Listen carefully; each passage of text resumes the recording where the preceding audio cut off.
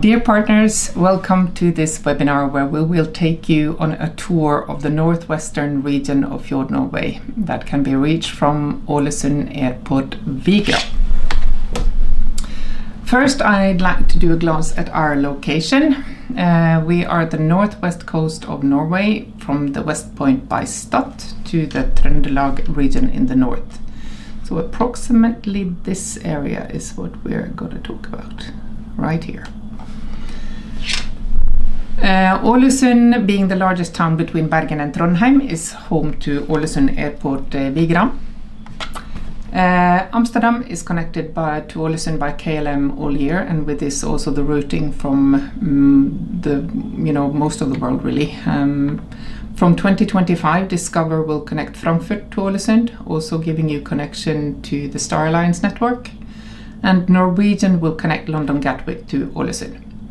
In addition, there are several domestic flights connecting Oslo, Bergen and Trondheim to Ålesund, and we also have 3 other airports in the region that are offering domestic connections: Ørsta Airport, Molde Airport and Kristiansund Airport. The region boasts national icons like the UNESCO Geirangerfjord, the Atlantic Road, the Art Nouveau town of Ålesund, Loen and Nordfjord, Trollstigen, the puffins at Runde, in addition to some of Norway's most iconic waterfalls and lakes, and not to mention the Norwegian scenic routes. A little bit of the facts of the region. There is 4 airports in the region, as I mentioned: Ålesund, Molde, Kristiansund and Ørsta. Flight time from Oslo is approximately 40 minutes to each of them. If you travel from Amsterdam, it will take you approximately 2 hours, and it will be approximately the same for Discover and Norwegian from, respectively, Frankfurt and London as well. When it comes to train, you can travel by train to Åndalsnes from Oslo or Trondheim by using the Dovre Railway, and then connect to the beautiful Rauma Railway from Dombås to Åndalsnes. There are daily arrivals of Hurtigruten and the Havila voyage, and they also dock in Torvik, Ålesund, Geiranger, Molde, and Kristiansund. The Coastal Express, there is a boat that connects Trondheim and Kristiansund, and by car it is about 7 hours from Oslo, 8 to 9 hours to Bergen, and 4 to 5 hours from Trondheim. There are also daily bus connections from Oslo, Bergen and Trondheim to Ålesund. I've just given a schedule of transfer times. This can be given to you if you want to have the details, but it's just to give an illustration how far it is. From the airport to downtown Ålesund, it's about 30 minutes by the airport bus. There is a bus to every arrival. Let's say Geiranger is about 2.5 hours by car or ferry. There is also a connection to Geiranger by boat during the summer period. If you use Loen, it's about 3 hours. If you use Kristiansund, it's about 3.5 hours. And you use car and car ferries in this region, so that is unavoidable. Speaking of train, the Rauma Railway, which is connecting Dombås and Åndalsnes, is voted Europe's most scenic train journey by Lonely Planet. It's a lovely occasion to just take the train ride as a scenic route, or to use the train to travel around the country from Ålesund as well. And keep in mind that this is a regular train. This is not like a tourist train. It's a regular train with all year operation. I want to show you this picture from the winter in Romsdal, which is quite spectacular.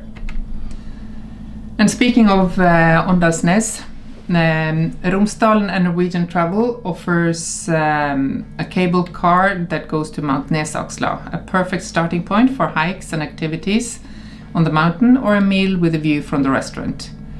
And even if the nature is dramatic, the cable car and the restaurant also offers accessibility for wheelchairs, so you can easily get there even if you need a little assistance.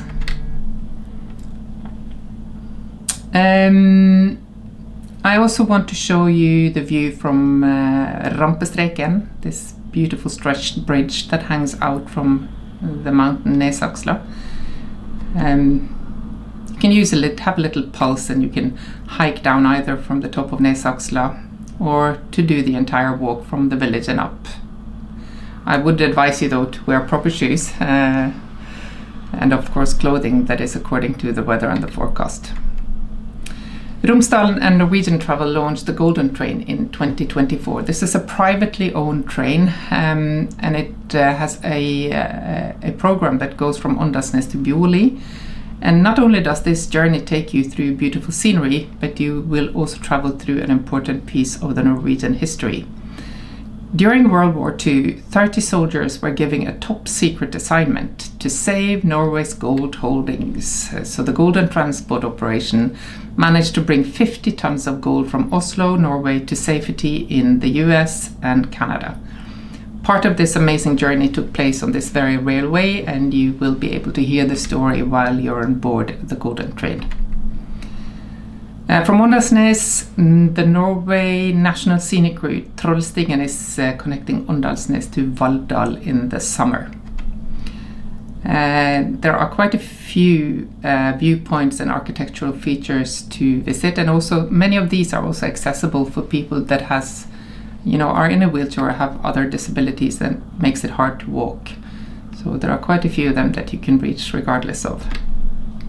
While you come over the mountain, you arrive in Valldal, which is the Adventure Valley. Many activities for the entire family, from hiking and trekking to climbing and rafting, and also the climbing park, which is a beautiful opportunity to challenge yourself a little bit. And of course, do not forget the world's best strawberries in the summer. From Valldal, there is only a short drive to one of Norway's most sought-after attractions, which is the UNESCO Geirangerfjord. This is a bustling destination in summer and a calmer and more different experience during the shoulder seasons and the winter. Don't miss out to visit the Norwegian Fjord Center, do a sailing or a boat trip or a rib tour on the fjord, and of course to get the Seven Sisters waterfalls and also one of the fjord farms. These farms used to house large families who lived from the farmland, but are now, for the most, they are privately owned, but some of them you're still allowed to visit. One of them is Mølstune, which you can see on the picture here. Mølstune is from the 16th century, but it's inhabited today, so the family who lives there are welcoming you to more like a home visit or a homestay. If you want to dive deeper into the cultural and historical part of the Geirangerfjord, I would recommend the Norwegian Fjord Center. This is a visitor and education hub for the West Norwegian fjords, so it's the Geirangerfjord World Heritage Site. I also want to mention that there are other activities in Geiranger. This is Explore Geiranger, where you can do a zip line or a smaller via ferrata along the waterfall. A very nice experience, which can be managed for both children and adults. And not far from Geirangerfjord is Stranda. This region undisputed winter paradise with a ski resort and endless option for free skiers who are looking for untouched line to run.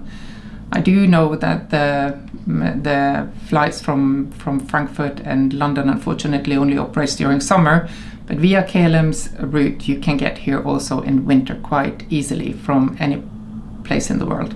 So take the opportunity to ski, avoid any queues and lines, and really have a spectacular experience.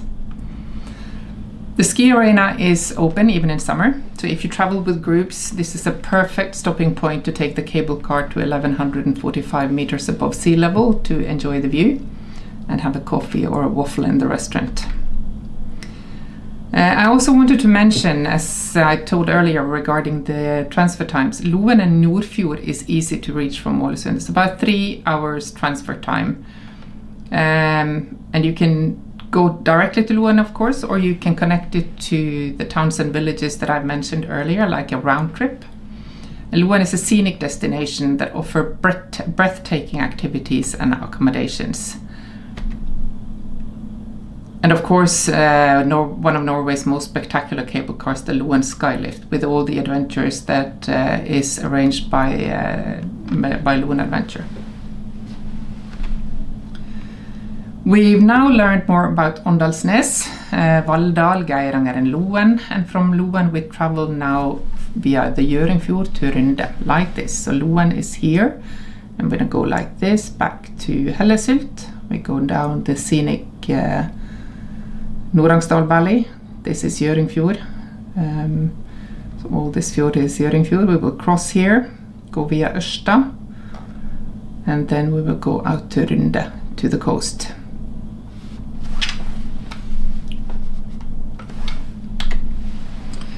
Gjøringfjord is the nearest fjord to Ålesund, and it's connected to Ålesund by boat during the summer, or you can drive, of course, with your own car, or even cycle if you want to. I definitely want to recommend to visit the village of Trandal, which is a vibrant community of 18 inhabitants. There is a village there with absolutely no road access, but they annually arrange 3 international music festivals. The nature around Gjøringfjord is spectacular and dramatic. Many say that it reminds them of the Patagonia, but this is definitely ours, and for anyone who'd like to do climbing or a bit tougher hikes, this is an excellent place. This is Molladalen in Ørsta. The fjord also offers cultural and culinary experiences such as Rekkedal Gjestehus, one of the farms in the region that has a wide offer when it comes to food experiences. We're going to move from the fjords and out to the rugged coast. So from mid-March to mid-July, the Atlantic puffins are hatching in Runde. I definitely will recommend you to go there with a guide from Experience Runde. It's important that you get up there in the evening if you have the option, because the birds, the mom and the dad, are staying out in the ocean for most of the day to catch food for the hatchlings. And they come in exactly at the moment the sun sets in the ocean. They fly in and swarm in over the island to feed their little babies. It's a funny bird though, because they are monogamous, so they choose a mate for life and they return to Runde and they build a nest at the exactly same spot as they did last year. The bird life can of course be admired from the land, but also from the ocean. This goes for the same along the coast. Exactly, this photo is actually taken further north on the coast in Smøla, which is also a lovely community to visit. While in Runde, I would definitely recommend you to engage the entire family. Experience Runde is offering quite a few activities from, coast steering, which is jumping in the ocean with a thermal suit and together with a guide. Or you can use their skilled nature guides to engage young and old, aspiring researchers to explore the peculiar creatures in the seashore. Now we're out moving on the map again, so we're out here in Runde, so now we're going to travel from Runde and all the way up to Molde. So we're going to have a little bit of a round trip on the northern region of the county.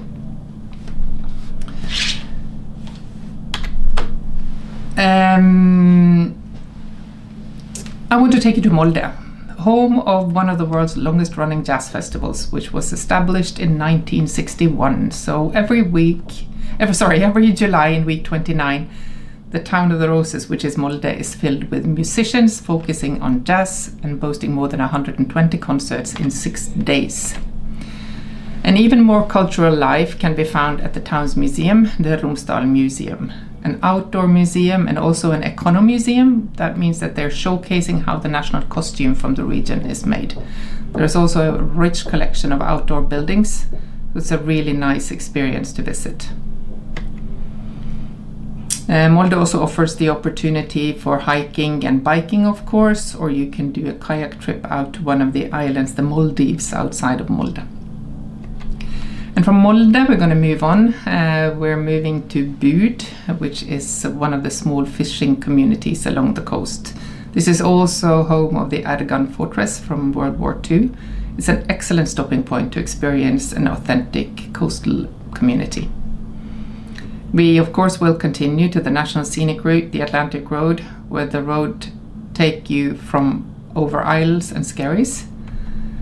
And the architectural features that comes with the National Scenic Route gives you an extra reason to take in the dramatic nature. Again, keep in mind these footpaths are accessible by wheelchair as well. So actually for something for everyone.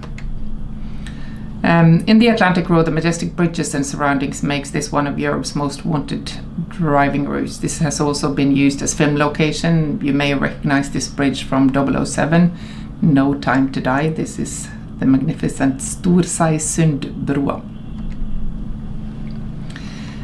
While you've passed the Atlantic Road, you will eventually arrive in Kristiansund.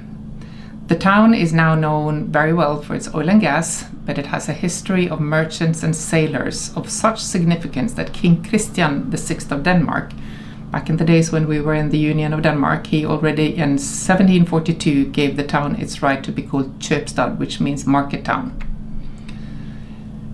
Kristiansund's vibrant wooden architecture is worth to see, and also keep in mind the churches, especially Kirkelandet Church, which is beautiful, and outside of Kristiansund is also Kvarnes State Church. And while in Kristiansund, do also take the opportunity to visit Grip. The little island is situated out in the ocean and can be reached by boat with daily departures from Kristiansund. I also want to mention another little fun fact of Kristiansund, because there is a little boat connecting the islands of Kristiansund, Sundbåten. This is actually the world's oldest still operating public communication. So worth to try, and it's absolutely for free. So anyone who is in Kristiansund can take the boat to travel between the islands. Moving to the south again, a little bit more inland, and I also want to point out another place that is not to be missed. This is Bergtatt Marble Mines. The now submerged mine can be explored while safely seated on a raft that silently is moving over the lakes. They use electrical engines, so there's all quiet. All you can hear is a little bit of music, and the tunnels are beautifully lit, so this is a nice experience. Just keep in mind, wear a jacket. There's the same temperature throughout the year, 6 degrees, summer and winter, so be dressed. We're wrapping up the tour of the region by ending in Ålesund, the Art Nouveau town. After totally being destroyed by a fire in 1904, the town was rebuilt in Art Nouveau style. This is a vibrant town with music scenes, bars and restaurants. We even have the world's best wine list for wine bars in Ålesund Vinobar, which is a little fun fact. With water surrounding the town, all water-based activities like kayaking, coast-steering, rib tours and boat trips are available. And don't miss the Atlanterhavspark and the aquarium and science center to study the local species of wildlife and sea creatures up close. You find seals and otters, and of course the different kind of fishes and crayfish that lives outside this coast. The town of Ålesund is quite easy to move around. It's a small town center, so it's easy to move around by foot, and there is a short location to the airport, only 30 minutes. We have 8 different hotels, so there should be something to choose from for everyone. And if you don't find a hotel here, there are plenty to choose between outside of Ålesund as well. So that's it. Thank you very much for taking your time. I appreciate this, and we'll try to give you a few more details about other subjects at a later point. Thank you.